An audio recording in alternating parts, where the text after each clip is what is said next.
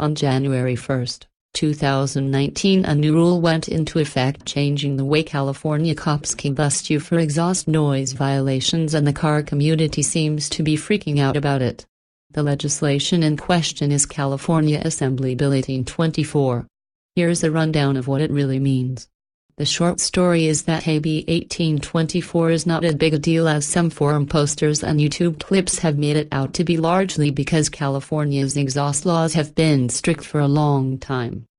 The Specialty Equipment Market Association spells the situation out pretty plainly in a press release.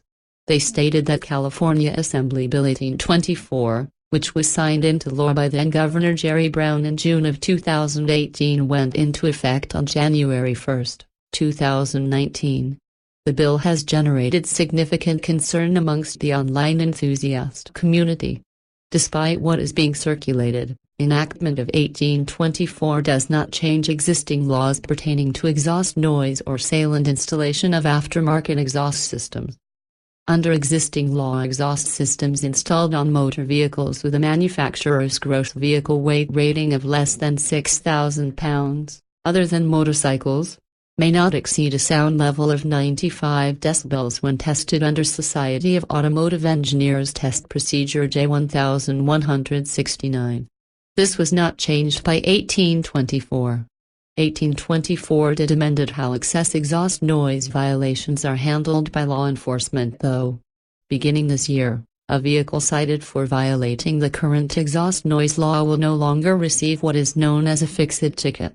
Instead, violations will result in an immediate fine up to $1,000, but that fine is not mandatory. Fines start much lower and depends on other factors to be determined by the judge. The limit of 95 decibels is pretty loud. OSHA requires hearing protection for workers who are subjected to an average of 85 dB over an 8-hour shift. A jet airplane taking off 82 feet away is supposed to be 150 decibels, loud enough to rupture your eardrum. For some automotive reference, according to the United Kingdom's Vehicle Certification Agency, a Jaguar F-Type SVR receives a noise rating of 74 decibels. And that has the loud factory exhaust. Granted, the Brits might measure vehicle sounds slightly differently than American police, but you get the point. A 95 decibels exhaust would be hard to ignore. All aftermarket exhausts are not automatically illegal in California.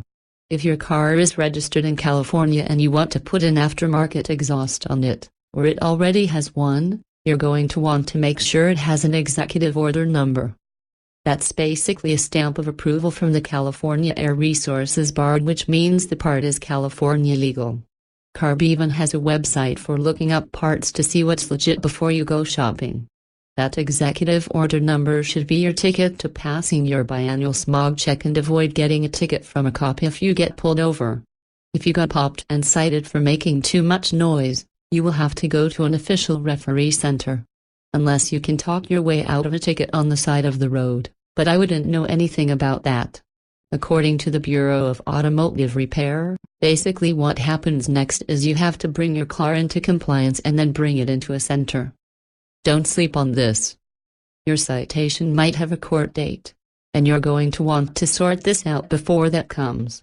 If your car is quieter than 95 decibels, and all your emissions-related parts have an EO number, you should be good to go even if the cop wanted to fine you.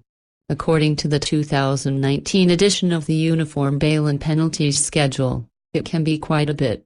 The base fines don't look too bad, but if you start reading right, the numbers get scary, including a $1,105 fee total for certain motor vehicle exhaust standards violations, and the same if you have a whistle tip. That's stiff. All aftermarket exhausts did not. Every exhaust system that was legal last year is still legal this year. It did just become a lot easier for California cops to hit you with a fine if you are breaking the existing rules, though. And while there are specific rules on what constitutes too loud, it's going to come down to a police officer's discretion in the field. I have tried to be as comprehensive as possible here, but if you have an anecdote or additional piece of information on this, I'd encourage you to leave a comment.